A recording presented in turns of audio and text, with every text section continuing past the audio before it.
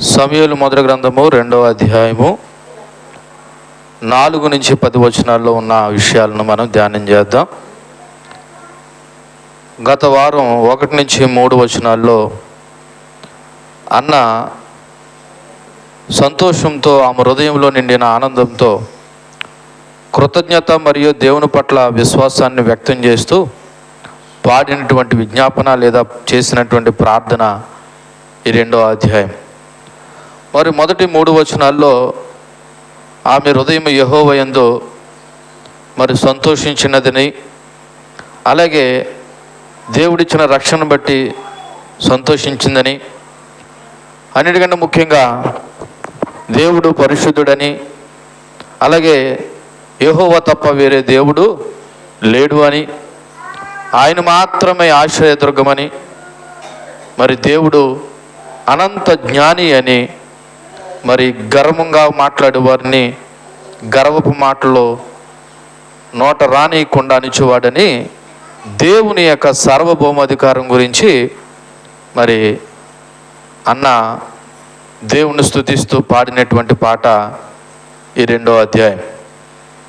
ఈ 4వ వచనాన్ని మనం చదివినట్లయితే, ప్రఖ్యాతి నొందిన వీలుకాండ్రు ఓడిపోవుదురు, తొట్టిల్లిన వారు బలము ధరించుకుందురు.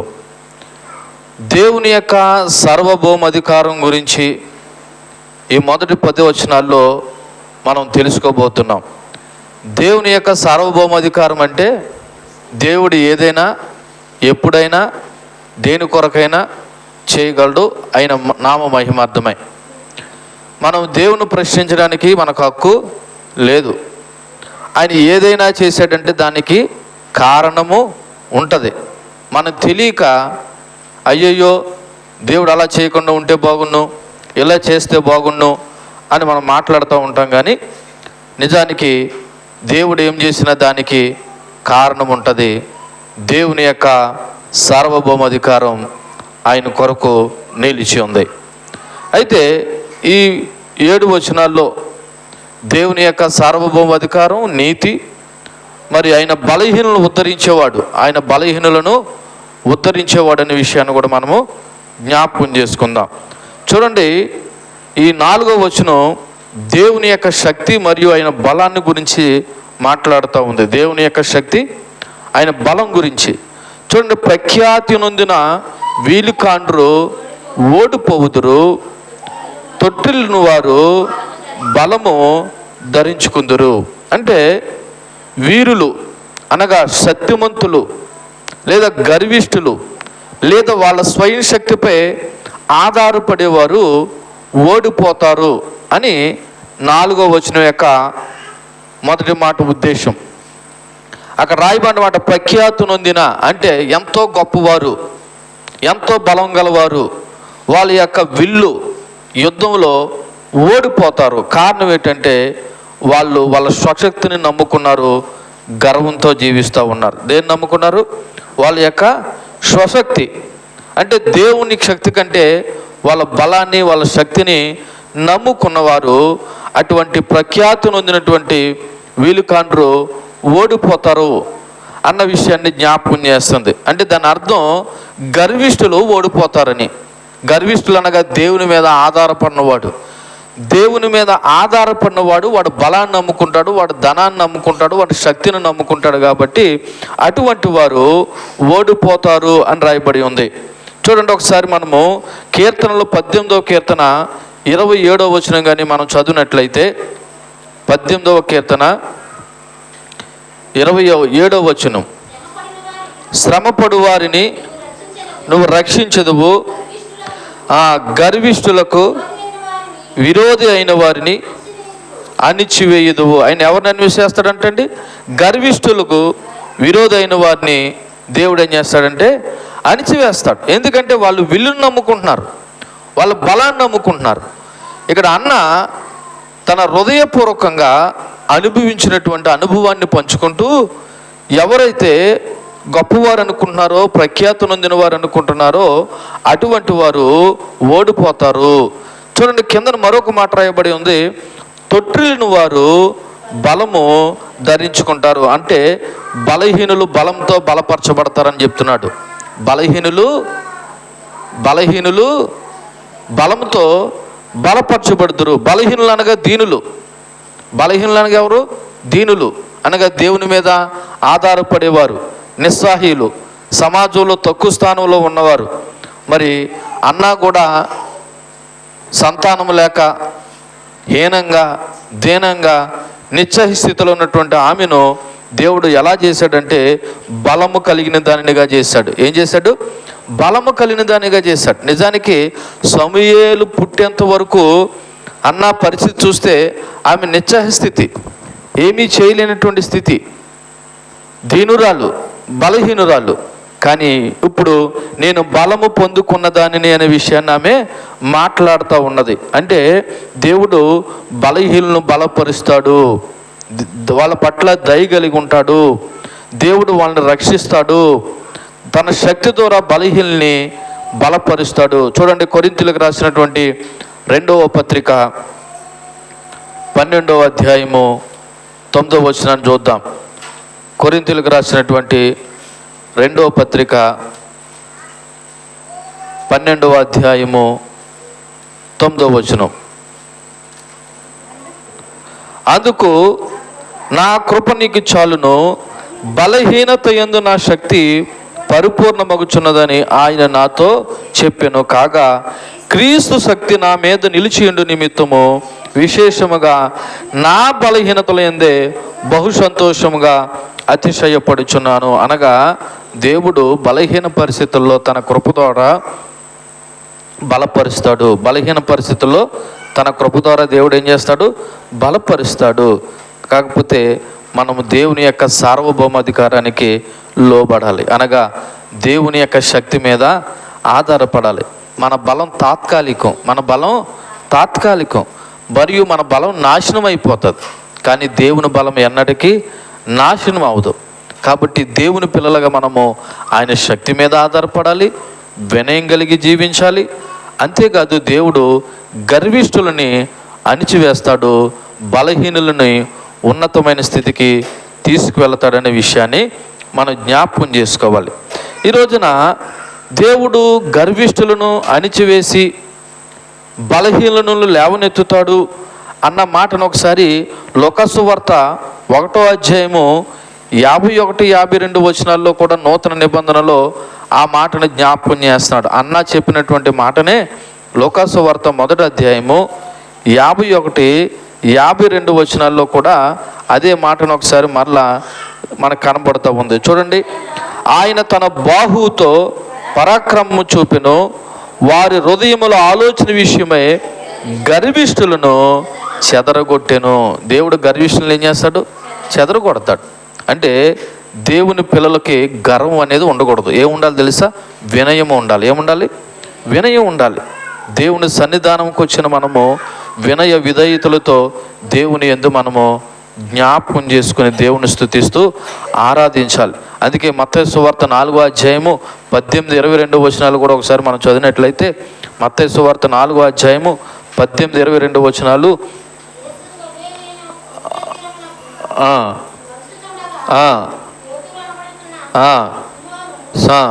అతని సహోదరుడు ఆంద్రేయ అని 2 సహోదరులు సముద్రంలో వలవేట చూచిన వారు ఎవరంటే జాలర్లు. ఇక్కడ ప్రభువారు ఎన్నుకున్నటువంటి ఆ శిష్యులు బలహీనులు, సమాజంలో విలువలేని వారు, తృణీకరింపబడినవారు. అటువంటి వారిని దేవుడు ఏం చేసుకున్నాడంటే తన పనికి ఎన్నుకున్నాడు. ఇక్కడ మనకు గమనించవలసిన విషయం తెలుసా? దేవునికి కావలసింది ఆయన మీద ఆధారపడే వాళ్ళు కావాలి. మన బలం కంటే దేవుని శక్తి మీద ఆధారపడే వాళ్ళు కావాలి. మన తెలివితేటలు ఉన్నాయని, నాకు బలం ఉందని, ధనం ఉంది అనుకుంటే దేవుడికి అవసరం లేదు. దేవుడు ఎవరిని ఎన్నుకుంటున్నాడంటే బలహీనలు ఎన్నుకుంటున్నాడు, నిత్యస్థితిలో ఉన్నవారిని ఎన్నుకుంటున్నాడు, ఆయన మీద ఆధారపడే వారిని ఎన్నుకుంటున్నాడు. అందుకే మనము దేవుని వైపు చూడాలనే విషయం మనకి జ్ఞాపకం చేస్తూ ఉన్నాడు. చూడండి, సమూయేలు మొదటి గ్రంథం 2వ అధ్యాయము 5వ వచనాన్ని కానీ మనం చదవగలిగినట్లయితే, తృప్తిగా భుజించిన వారు అన్నం కావాలని కూలికిపోదురు, ఆకలి కొనిన వారు ఆకలి తీరా తిందురు, గొడ్రాలు 7 పిల్లలను కనును, అనేకమని పిల్లల కన్నిది కృషించిపోవును. ఈ 5వ వచనంలో 4 మాటలు కనబడుతూ ఉన్నాయి. ఇక్కడ దేవుని యొక్క న్యాయ విధానం కనబడుతుంది. దేవుని యొక్క న్యాయ విధానం చూడండి. అక్కడ తృప్తిగా భుజించిన వారంట అన్నం కావాలని ఎక్కడికి పోతారంట? కూలికి పోతారు. అంటే ఆ మొదటి 4వ వచనంలో దేవుడు గర్విష్ఠులని తగ్గించడం, బలహీనుల్ని బలపరచడం గురించి మాట్లాడిన అన్న 5వ వచనంలో వచ్చేసరికి ఏం చెప్తుందంటే ఆయన పరిస్థితులను ఎలాగైనా తిప్పగలుగుతాడు. ఆయన పరిస్థితుల్ని ఎలాగైనా తిప్పగలుగుతాడు. అవసరమైతే అత్యున్నతమైన స్థానంలో ఉన్నామని అనుకుంటూ వారిని కిందకైనా రప్పించగలడు, కిందనున్న వారిని పైకైనా రప్పించగలడు. ఎందుకంటే దేవుని యొక్క న్యాయ విధానం మనం ఆలోచన చేయాలి. చూడండి, అక్కడ రాయబడినటువంటి ఆ 5వ వచనంలో దేవుని యొక్క సర్వాధికారము, న్యాయము, ఆయన ప్రజలను జీవితాలను మార్చే శక్తి కనబడతా ఉంది. ఆయన ప్రజల యొక్క జీవితాలను ఏం చేస్తాడంటే మార్చే శక్తి కనబడతా ఉంది. చూడండి, యేసు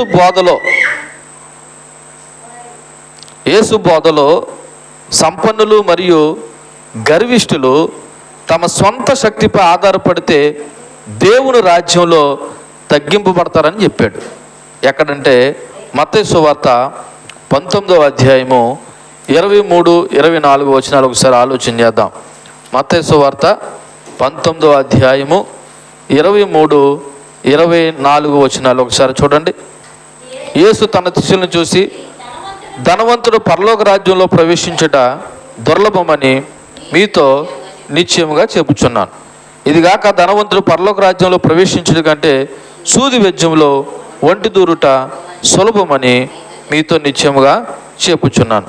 శిష్యులు ఆ మాట విని మిక్కిలి ఆశ్చర్యపడి, అలాగైతే ఎవరిని రక్షణ పొందగలరని అనగా యేసు వారిని చూసి అన్నాడు, ఇది మనుషులకు అసాధ్యమే కానీ దేవునికి సమస్తమును సాధ్యము అని చెప్పాడు. అంటే ఈ మాట చెప్పడం గల ఉద్దేశం ఏంటంటే ధనవంతులు పరలోక రాజ్యంలోకి వెళ్ళరని కాదు. ధనవంతులు దేవుని మీద కంటే ఎవరి మీద ఆధారపడతారంటే వాళ్ళ యొక్క ధనం మీద ఆధారపడుతూ ఉంటారు. వాళ్ళు ఇహలోక సంపదను వదులుకోరు. దేవుని కొరకు భక్తి చేసేటప్పుడు అవసరమైతే మనం ఏదైనా సరే విడిచిపెట్టుకోవాల్సినటువంటి అవసరత ఉంది. కాబట్టి ఈ చదవబడినటువంటి 5వ వచనంలో తృప్తిగా భుజిస్తున్నాం అనుకున్న వాళ్ళు అవసరమైతే దేవుడు అన్నం కావాలనేటువంటి స్థితికి, అంటే అన్నం లేకపోయే స్థితికి వాళ్ళని రప్పించగలడు. ఆకలి కొన్న వారిని ఆకలి తీరా తినే విధంగా అయినా చేయగలడు. అది భౌతికంగా అవ్వచ్చు, ఆధ్యాత్మికంగా కూడా అవ్వచ్చు. ఎందుకంటే మనం ఒకసారి మత్తయి సువార్త 5వ అధ్యాయము 3వ వచనంలో ఈ విధంగా ఉంటుంది. 5వ అధ్యాయము 3వ వచనంలో, ఆత్మ విషయమై దీనులైన వారు ధన్యులు, పరలోక రాజ్యము వారిది. ఆత్మలో దీనత్వం కలిగిన వారిని దేవుడు పరలోక రాజ్యంలో ఉంచుతానని మాట్లాడుతున్నాడు. అంటే తృప్తిగా ఈ లోకపరంగా భుజించిన వారు ఆకలని ఏడవచ్చు, లేదా ఈ లోకంలో ఆకలిగా ఉన్నవారు తనివి తీరా తినే విధంగా కూడా ఉండొచ్చు. అక్కడ ఇంకో మాట కూడా రాయబడి ఉన్నది, గొడ్రాలు 7 పిల్లలను కనును అని రాయబడ్డది. గొడ్రాలు అంటే పిల్లలు లేనిదనే విషయం మనకి తెలుసు. అన్న జీవితంలో దేవుడు ఆమెని అంత అద్భుతంగా దీవించి ఆశీర్వదించాడంటే గొడ్రాలు అనబడుతున్న ఆమెని పిల్లల కనిన దానిగా దేవుడు మార్చాడు. సమూయేలు పొందుకున్న తర్వాత కూడా ఆమెకి ఇంకనూ కుమార్తెలు కలిగి ఉన్నారని 2వ అధ్యాయం 21వ వచనంలో చెప్పబడ్డది. యెహోవా అన్నాను దర్శింపగా ఆమె గర్భవతి 3 కుమారులను 2 కుమార్తెలను కనెను అని ఉన్నది. అంటే అన్న గొడ్రాలు అనబడుతున్న ఆమె కుమారులు కన్నది, అనేకమైన పిల్లలు కన్నది కృషించిపోవును అనే మాటకు అర్థం ఏంటంటే లోకానుసారంగా పిల్లల కంటే కనొచ్చేమో కానీ ఆధ్యాత్మికంగా దేవుని ఎరగనది గొడ్రాలు లాంటిది. ఎలాంటిది? ఆధ్యాత్మికంగా దేవుని ఎరగనది ఎటువంటిది? గొడ్రాలు లాంటిది. ఒకవేళ శారీరకంగా నీకు ఎంతమంది అయినా పిల్లలు ఉంటే ఉండొచ్చు. అక్కడ రాయబడిన మాట గొడ్రాలు 7 పిల్లలను కనును, అనేకమైన పిల్లలు కానీ ఏమైపోయిందంట, కృషించిపోవును. కారణం ఏంటంటే ఆమె దేవుని ఎరగనది, దేవుని ఎరగలేకుండా ఉంది. శారీరకంగా పిల్లలు కలిగి ఉన్నంత మాత్రాన నిన్ను ఒకవేళ గొడ్రాలు అనకపోవచ్చేమో, కానీ దేవుని ఎరగనటువంటి వారు, అనగా దేవుణ్ణి సొంత రక్షకునిగా అంగీకరించలేని వారు గొడ్రాలు అనే విషయాన్ని మనము ఇక్కడ జ్ఞాపకం చేసుకోవాల్సిన అవసరత ఉంది. కాబట్టి దేవుడు బలహీనలను బలపరుస్తాడు, నీచ స్థితిలో ఉన్నవారిని ఉన్నతమైన స్థితిలోకి తీసుకువెళ్తాడు, అవసరమైతే గొప్పోళ్ళు అనుకుంటున్న వారిని కిందకు కూడా రప్పించగలడు. దేవుని యొక్క న్యాయ విధానం ఏదైనా చేయగలదు. 6వ వచనం చూద్దాం. జనులను సజీవులుగాను మృతులుగాను చేయువాడు యెహోవాయే, పాతాళమునకు పంపుచు అందులో నుండి రప్పించుచుండు వాడు ఆయనే. ఈ 7వ వచనం దేవుని యొక్క సార్వభౌమాధికారం యొక్క గొప్పతనం గురించి అన్న ఇంకా చాలా గొప్పగా చెప్తుంది. ఈ 6వ వచనం కానీ మనం ఆలోచన చేస్తే అత్యంత శక్తివంతమైనటువంటి మాట ఈ 6వ వచనం. ఎందుకో తెలుసా? జీవ మరణాలు దేవుని వశంలో ఉన్నాయని చెప్తుంది. ఎవరి వశంలో? దేవుని వశంలో ఉన్నాయి జీవ మరణాలు. ఆమె అంటుంది 6వ వచనంలో, జనులను సజీవులుగాను మృతులుగాను చేయువాడు యెహోవాయే. అంటే జీవ మరణాలు ఎవరి చేతిలో ఉన్నాయంటే దేవుని చేతిలో ఉన్నాయని మాట్లాడుతుంది. నిజానికి దేవుడికి ఉండే లక్షణాల్లో ఒక లక్షణము, ఆయన జీవము పోయాలి, అవసరమైతే జీవాన్ని కూడా తీసివేయాలి. ఆయన క్రియేటర్, అవసరమైతే చనిపోయిన వారిని తిరిగి లేపుతాడు, ఒకవేళ బ్రతుకున్న వారిని కూడా అవసరం అనుకుంటే చంపుతాడు. ఎందుకంటే జీవ మరణాలు ఆయన చేతుల్లో ఉన్నాయనే విషయాన్ని ఆమె జ్ఞాపకం చేస్తుంది. కాబట్టి యేసుక్రీస్తు ద్వారా వెళ్ళనేటువంటి ఈ సందేశము చాలా గాఢ సందేశంగా మనం గమనించాలి. ఎందుకంటే జీవము మరియు మరణంపై దేవునికి అధికారం ఉంది. జీవము మరియు మరణంపై ఎవరికి అధికారం ఉంది? దేవునికి అధికారం ఉంది. యేసుక్రీస్తు జీవము మరియు మరణంపై అధికారాన్ని కలిగి ఉండడానికి ఉదాహరణ మత్తయి సువార్త 28వ అధ్యాయము 5-6 వచనాలు కానీ మనం ఒకసారి చూసినట్లయితే, మత్తయి సువార్త 28వ అధ్యాయము 5-6 వచనాలు. కాగా దూత ఆ స్త్రీలను చూచి, మీరు భయపడకండి, సిలువపై ఉన్న యేసుని మీరు వెదుకుచున్నారు, నాకు తెలియను, ఆయన ఎక్కడ లేడు, తాను చెప్పినట్టే ఆయన లేచి ఉన్నాడు, రండి ప్రభు పండుకొనిన స్థలమును చూచి. అంటే దేవుడు మరణము నుండి తిరిగి లేచి ఉన్నాడనే విషయాన్ని చెప్తుంది ఇక్కడ. అంటే దేవుడు లేవనెత్తుతాడు, చనిపోయిన వారిని తిరిగి లేవనెత్తుతాడు, ఆయన సమాధి నుండి లేచాడు, మరణంపై విజయం సాధించాడు అన్న విషయాన్ని ఇక్కడ మనకు తెలియపరచబడుతుంది. దేవుడు మరణం నుండే కాదు, పాపము నుండి కూడా మనుషులను లేవనెత్తుతాడు. ఎక్కడి నుండి? పాపము నుండి. మనుషులమైన మనలను ముందు పాపము నుండి మనకు రక్షణ అనుగ్రహించాలని ఆయన పాతాళాన్ని కూడా, మరి ఆ పాతాళములో ఉన్నటువంటి మనుషులను లేకపోతే చెరలో ఉన్నవారిని కూడా ఆయన పైకి లేపి తీసుకెళ్ళినట్టుగా మనకు కనబడుతూ ఉంటుంది. అంటే ప్రభువుని విశ్వసించడం వల్ల పునరుత్థాన శక్తి మీద మన ఆశ కలిగి ఉన్నాం. ఏ శక్తి మీద? పునరుత్థాన శక్తి మీద. అందుకే ప్రభు అంటాడు యోహాను సువార్త 11:25లో, నేనే పునరుత్థానమును జీవమును, నా యందు విశ్వసించిన వాడు మరణించినను బ్రతుకును అనే విషయాన్ని జ్ఞాపకం చేస్తాడు. కాబట్టి దేవుని పిల్లలుగా మనము దేవుని స్తుతించి ఆరాధించవలసిన గొప్ప విషయం ఏంటంటే 6వ వచనంలో, ఆయన జనులు సజీవులుగాను మృతులుగాను చేయువాడు యెహోవాయే. అంతేకాదు పాతాళమునకు పంపుచు అందులో నుండి రప్పించేవాడు కూడా ఆయనే. అంటే చనిపోయిన వారిని మరలా పాతాళం నుండి పైకి తీసుకెళ్ళేది ఎవరు? దేవుడే. యాయీరు కుమార్తెను దేవుడు ఏం చేశాడు? పాతాళముకు వెళ్ళిపోయిన ఆమెను, అనగా చనిపోయిన ఆమెను తిరిగి ఏం చేశాడు? రప్పించాడు. అంటే అన్న దేవుని యొక్క శక్తి సామర్థ్యాలు ఎంత గొప్పగా వివరిస్తుందంటే, ఆయన జీవాన్ని పోయగలడు, పాతాళంలో ఉన్న వారిని పైకి లేవనెత్తగలడు, ఒకవేళ అవసరం అనుకుంటే ఆయన అక్కడ రాయబడిన మాట, జనులను సజీవులుగాను మృతులుగాను చేయువాడు ఆయనే అనే విషయాన్ని జ్ఞాపకం చేస్తూ ఉంది. 7వ వచనం చూడండి.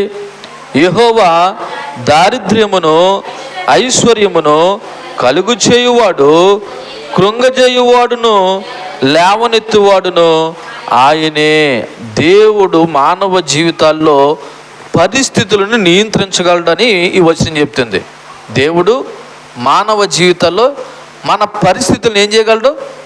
నియంత్రించగలడు. అవసరమైతే ఒక దరిద్రుని ధనవంతుడిగానైనా చేయగలడు, అవసరమైతే ఒక ధనవంతుడిని దరిద్రుగానైనా చేయగలడు. ఎందుకంటే ఆ శక్తి సామర్థ్యాలు ఎవరికి ఉన్నాయంటే దేవునికి ఉన్నాయి. ఆమె అంటుంది, యెహోవా దారిద్ర్యమును ఐశ్వర్యమును కలుగు చేయవాడు. ఒకరిని దారిద్ర్య స్థితిలోకైనా తీసుకెళ్ళగలడు, లేదా ఒక దరిద్రుడిని ఐశ్వర్యం అనబడుతున్నటువంటి స్థానంలోకైనా తీసుకెళ్ళగలడు. కృంగజేయువాడును లేవనెత్తువాడును ఆయనే. ఎందుకంటే ఆయనకి ఆ శక్తి ఉంది. అందుకే నేను ప్రారంభంలో చెప్పాను, దేవుని యొక్క సార్వభౌమాధికారం. ఆయన ఎవరిని ఎప్పుడు ఏ విధంగానైనా చేయగలుగుతాడు. ఒకసారి మనం కూడా నా పరిస్థితి ఎలాగైపోయింది అని మనం అనుకుంటూ ఉంటాం. ఆ పరిస్థితి అలాగ అయిపోయిన కారణాలు మనం వెతికి దేవుని ఆశ్రయించాలి తప్ప మనం దేవుని మాత్రం ఎప్పుడు ప్రశ్నించకూడదు. అంతేకాదు అక్కడ మరొక మాట కూడా మనం జ్ఞాపకం చేసుకుంటే, అన్న ఈ యొక్క స్తుతి పాటలో దేవుని నీతిని గురించి స్తుతిస్తుంది. అంటే అర్థం ఏంటంటే, గర్విష్ఠులను తగ్గించి వినమ్రులను అనగా వినయం కలిగిన వారిని ఆయన ఉద్ధరిస్తాడు అనే విషయం కూడా జ్ఞాపకం చేస్తూ ఉంది. ఈ మాట ఆమె అనుభవపూర్వకంగా మాట్లాడుతూ తన బాధ నుండి దేవుడు నన్ను విడిపించాడని చెప్తుంది. ఎందుకంటే అన్న బాధ మామూలు బాధ అంత ఇంత కాదు. ఆమె శారీరకంగా మానసికంగా కృంగిపోయింది. అటువంటి పరిస్థితిలో ఉన్న నన్ను దేవుడు లేవనెత్తాడు అనే విషయాన్ని జ్ఞాపకం చేస్తూ ఉంది.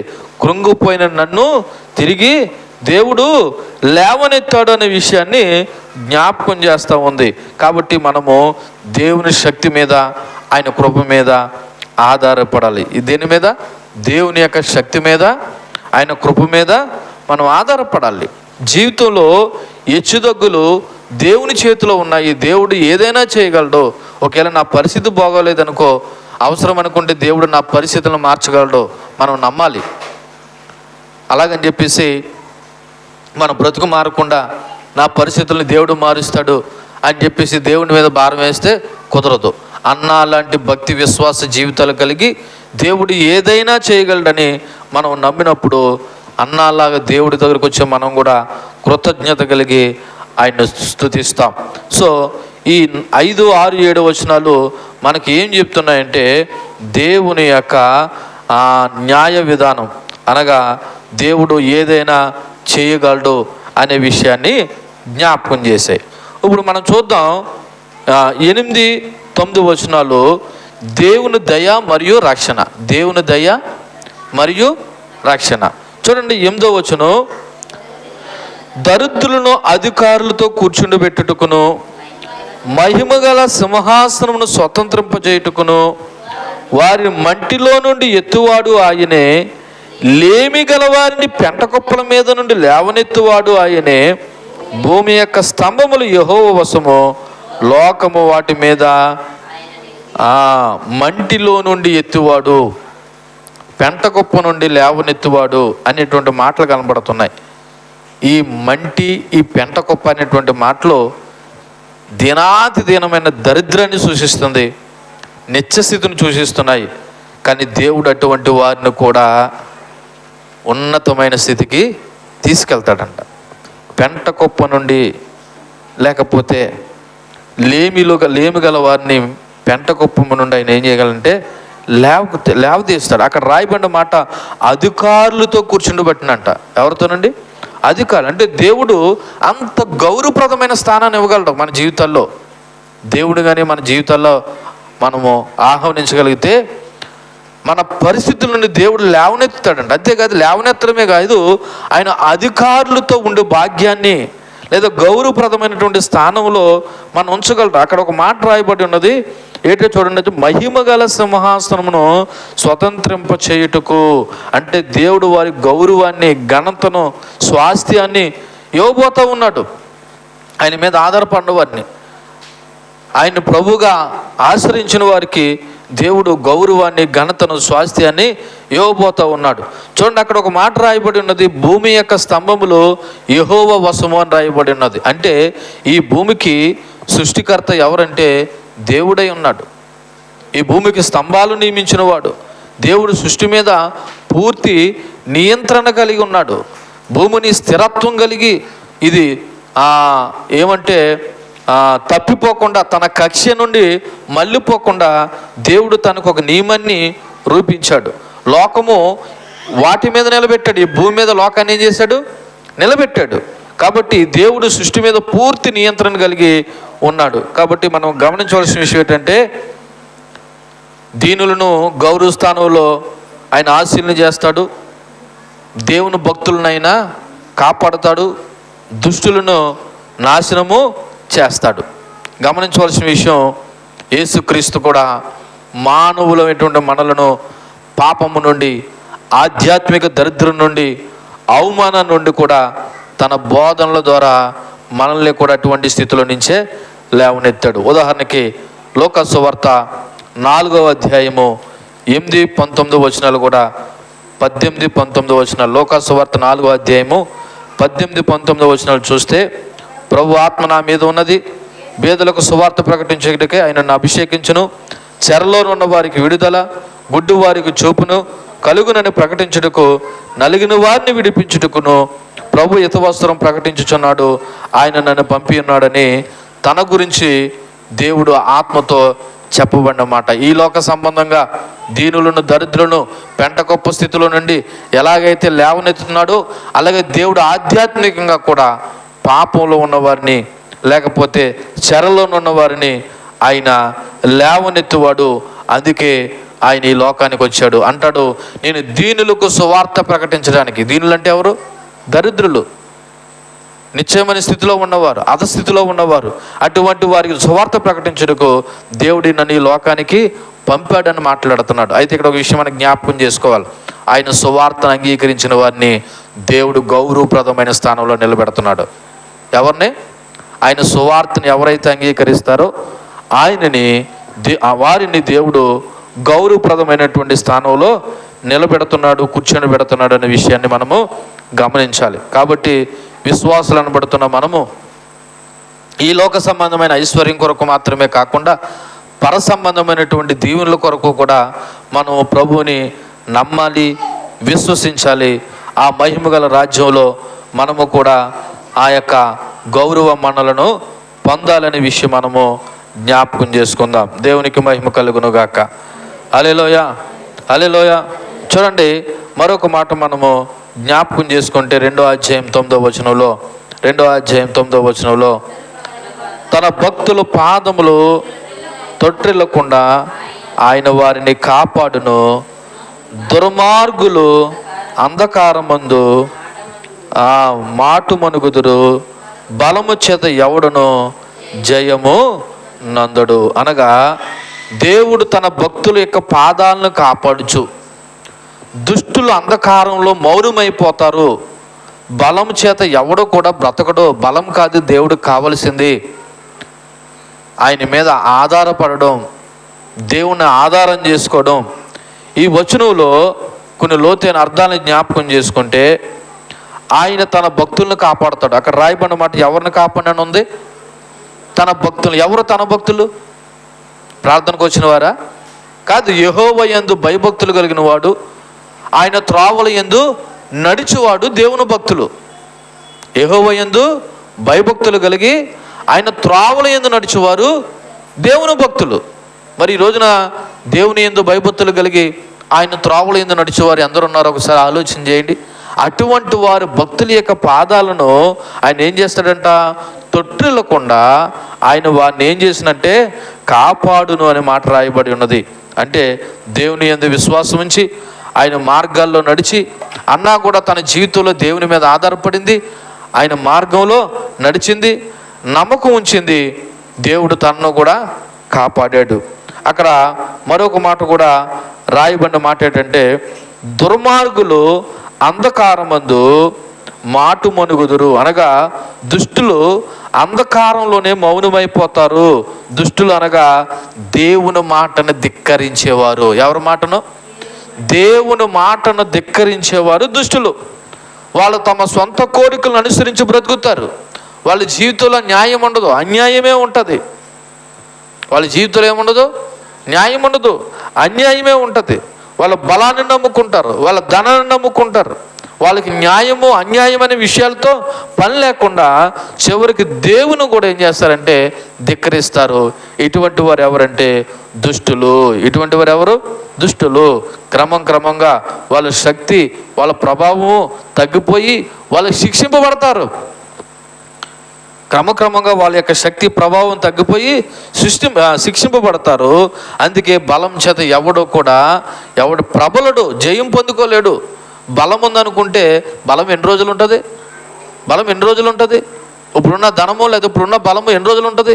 అవసరమైతే ఆయన ఏదైనా తారుమారు చేయగలడు. ఈ వాక్యం మనకి ఏం జ్ఞాపకం చేస్తుందంటే, బలము, అధికారము, సంపద కంటే దేవుని యొక్క సార్వభౌమ అధికారంకు లోబడ్డం ముఖ్యం. ఈ లోక సంబంధమైన బలము, అధికారము, సంపదకి మించి దేవుని యొక్క సార్వభౌమ అధికారానికి మనము లోబడాలి.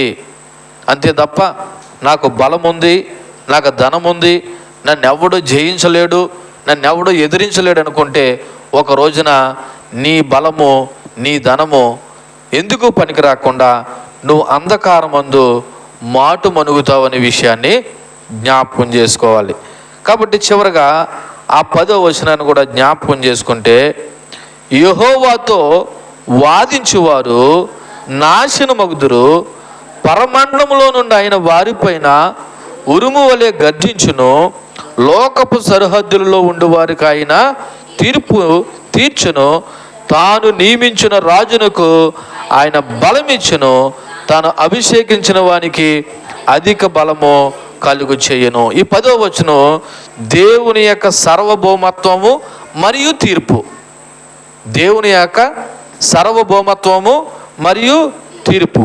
ఇక్కడ రాయబడిన మాట, యెహోవా తన విరోధులను ఏం చేస్తాడంటే నిర్మూలము చెయ్యను. అనగా యెహోవాతో వాదించేవారు నాశనం అవుతారు. ఇక్కడ విరోధులు అంటే దేవునికి వ్యతిరేకంగా నిలబడేవారు విరోధులు.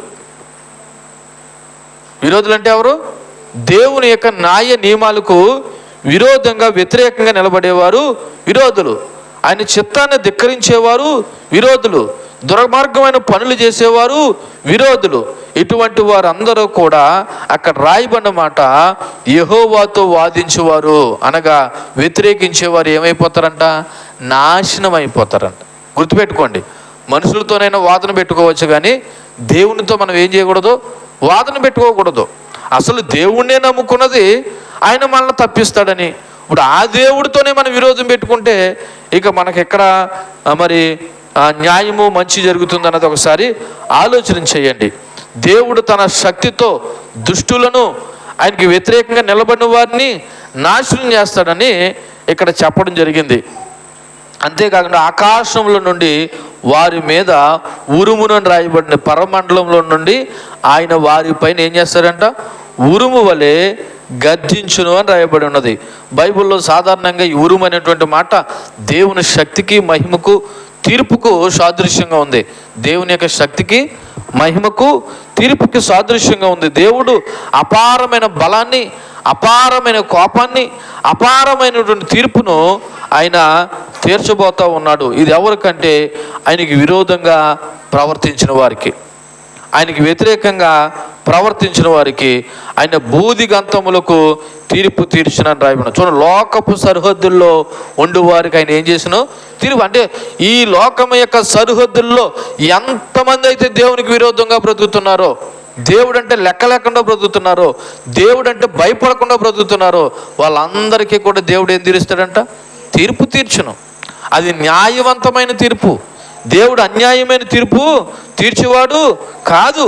ప్రతి ఒక్కరికి వాని క్రియలను బట్టి దేవుడు ఏం చేస్తాడంటే ప్రతిఫలము ఇవ్వబోతున్నాడు అనే విషయాన్ని జ్ఞాపకం చేస్తున్నాడు. చూడండి, అక్కడ తాను నియమించిన రాజునకు ఆయన బలము ఇచ్చును. ఇది ప్రభు అయిన యేసుక్రీస్తు సాదృశ్యంగా దేవుడు ముందుగానే ఆత్మతో అన్నాతో పలికించినటువంటి మాట ఏంటంటే, తండ్రి అయిన దేవుడు తన ఒక రాజుని నియమించబోతా ఉన్నాడు. అక్కడ రాయబడిన బట్ట తాను నియమించిన రాజునకు ఆయన బలం ఇచ్చును, తాను అభిషేకించిన వానికి అధిక బలము కలుగజేసును. ఇశ్రాయేలు చరిత్రలో మరి సౌలు తర్వాత దావీదు తర్వాత చాలామంది రాజులు వచ్చారు. అంతిమంగా ప్రభువైన యేసుక్రీస్తు మెస్సీ అనబడుతున్న తాను నియమించిన రాజుకి దేవుడు ఏం చేయబోడు అంటే బలమునిచ్చాడు. ఏమిచ్చాడు? బలమునిచ్చాడు. అభిషేకించిన వాడు, దేవుని కొరకు ప్రత్యేకింపబడినవాడు కాబట్టి ఆయన అభిషేకించిన వానికి అధిక బలాన్ని కలుగు చేస్తాడని, ఈ విధంగా దేవుని యొక్క శక్తి సామర్థ్యాలు, ఆయన యొక్క ఉన్నతని గొప్పతనాన్ని పరిశుద్ధతను అన్న ఏం చేసిందంటే ఆ 2వ అధ్యాయం 1వ వచనం మొదలుకొని 10వ వచనం వరకు ఆమె దేవుని యొక్క సార్వభౌమాధికారాన్ని ఒక పాట రూపంలో స్తుతించి ఆరాధించింది. ఇదంతా ఎక్కడ చేసిందో తెలుసా? దేవుని మందిరంలో. ఎక్కడ చేసిందండి? దేవుని మందిరంలో. మనం ప్రారంభం 2వ అధ్యాయం 1వ వచనం కానీ చదివితే, మరియు అన్న విజ్ఞాపన చేసి ఇలాగైనను, ఈ విజ్ఞాపన ఎక్కడ చేసిందంటే షిలోహులో ఉన్న దేవుని యొక్క మందిరంలో. దేవుని మందిరానికి వచ్చి మనం దేవుని ఏం చేయాలంటే స్తుతించాలి, ఆరాధించాలి. ఆయన యొక్క గొప్పతనాన్ని, ఆయన మహిమను మనం ఏం చేయాలంటే ఆయన పాదాల చెంతకు వచ్చి మనము నిజానికి ఆరాధించాలి. కానీ మనం దేవుడి దగ్గరకు వచ్చి ఏం చేస్తాం తెలుసా? మన వ్యాధులు, మన బాధలు, మన కష్టాలు, మన అప్పులు ఇవే చెప్తాం తప్ప అసలు దేవుని గొప్పతనం గురించి మనం మాట్లాడడం.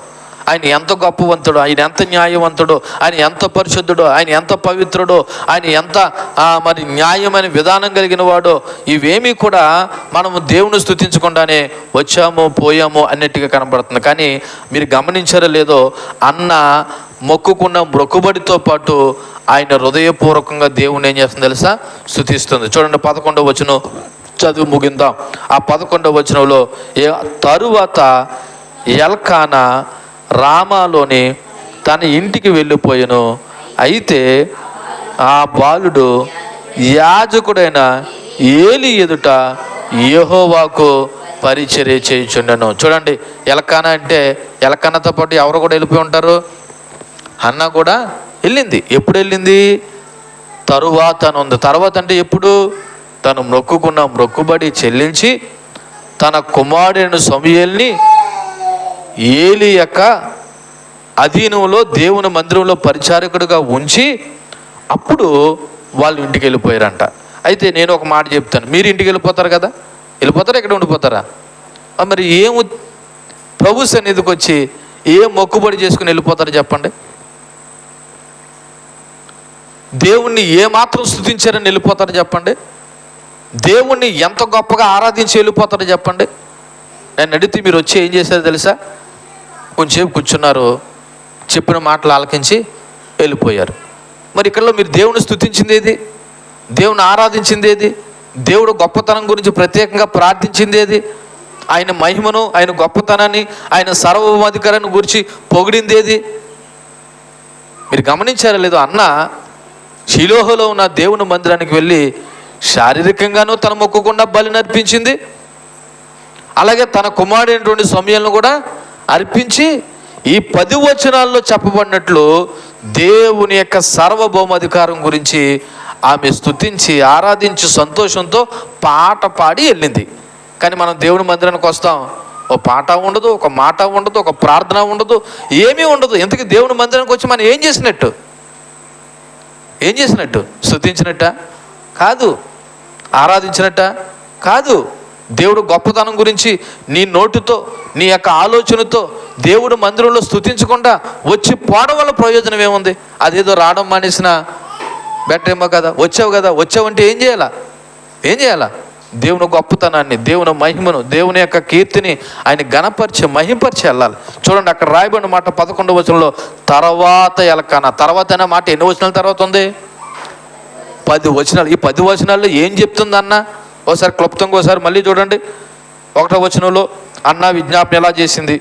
ఆమె హృదయం యెహోవా యందు సంతోషించిందంట. యెహోవా యందు నాకు మహా బలం కలిగిందని చెప్తుంది. దేవుడు వలన రక్షణ వచ్చిందని చెప్తుంది. నా విరోధులతో నేను అతిశయపడ్డానని చెప్పింది 1వ వచనంలో. 2వ వచనంలో ఏం చెప్పింది? యెహోవా వంటి పరిశుద్ధ దేవుడు ఒకడో లేడని చెప్పింది. ఆయన తప్ప వేరే ఏ దేవుడు లేడని చెప్పింది. ఆయనే మన ఆశ్రయ దుర్గమని చెప్పింది. 3వ వచనంలో ఏం చెప్పింది?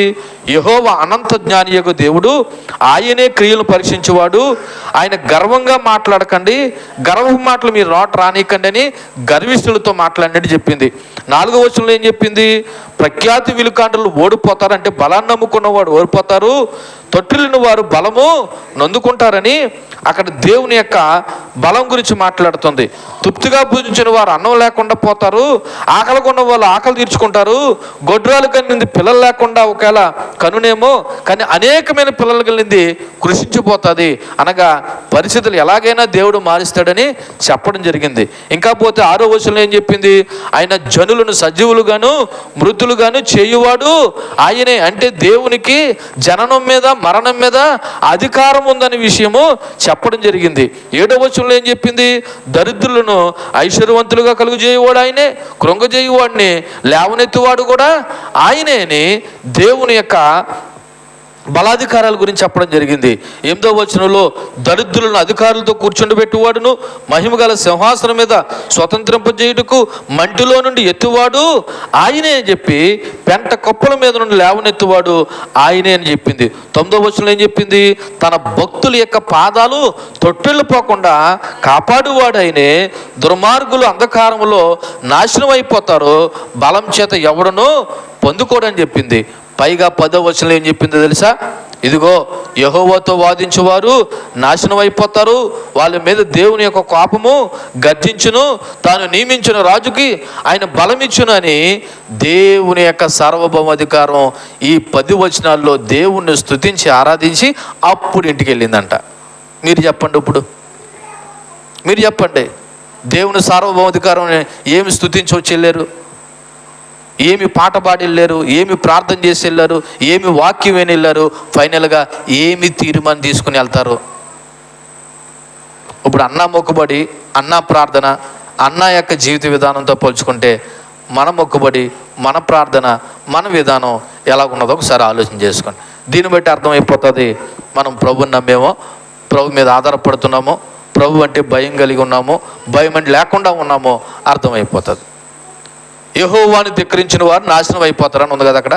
ఎక్కడ ఎన్నో మాటలను 10వ వచనంలో యెహోవాతో వాదించేవారు ఏమైపోతారు? నాశనం అయిపోతారు. అంటే ఏంటి?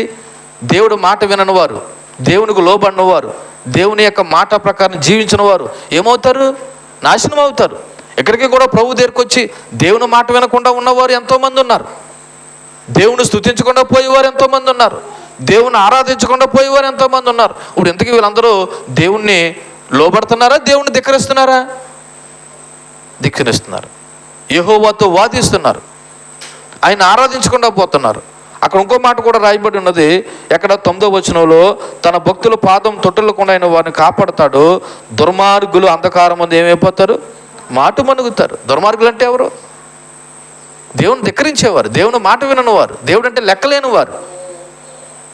కాబట్టి సంగమా, ముగించే ముందు ఒకసారి ఆలోచించేయండి, మీరు కూడా ఏ రకమైనటువంటి ఆరాధన చేసి వెళ్తున్నారు? దేవుని యొక్క సార్వభౌమాధికారం గురించి మీకు ఏం తెలిసి, ఆయన గొప్పతనం గురించి పొగడు ఎక్కడి నుంచి వెళ్తున్నారు అన్నతో ఒకసారి ఆలోచన చేయండి. ప్రార్థనకు వచ్చామంటే ఏదో 2-3 పాటలు పాడతారు, వెనకాల ఏదో పాడతాము, లేకపోతే పాస్టర్ గారు ఏదో చెప్తారు, ఓపుకుంటా ఆలకింతాం, లేకపోతే పండుకుంటాం, మళ్ళీ వచ్చే వారం వస్తాము అని అనుకుంటే నువ్వు ఎప్పుడు దేవుని యొక్క సార్వభౌమాధికారాన్ని అర్థం చేసుకోలేదు, ఆరాధించలేదు, ఆయనకి నువ్వు లోబడలేదు. ఒక మాటలో చెప్పాలంటే నువ్వు దేవుడి దగ్గరికి వచ్చి దేవుణ్ణి ధిక్కరించే దుర్మార్గుడివి, దుర్మార్గురాలివి. ఎక్కడికి వచ్చి? దేవుడి దగ్గరికే వచ్చి దేవుణ్ణి ధిక్కరించే దుర్మార్గుడి, దుర్మార్గురాలివి. ఒకసారి ఆలోచించేయండి.